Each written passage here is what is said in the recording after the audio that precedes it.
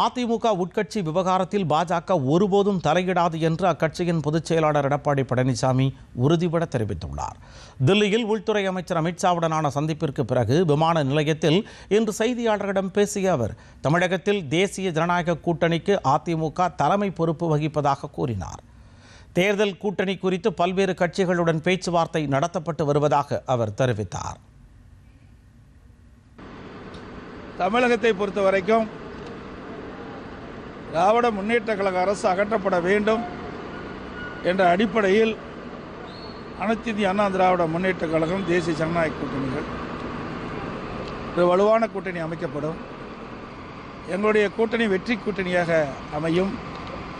நடைபெறுகின்ற சட்டமன்ற தேர்தலிலே திராவிட முன்னேற்ற கழகத்தை வீழ்த்தி எங்களுடைய கூட்டணி அதிக இடங்களில் வெற்றி பெற்று ஆட்சி அமைக்கும் என்பதை இந்த நேரத்தில் தெரிவித்துக் கொள்கின்றேன்.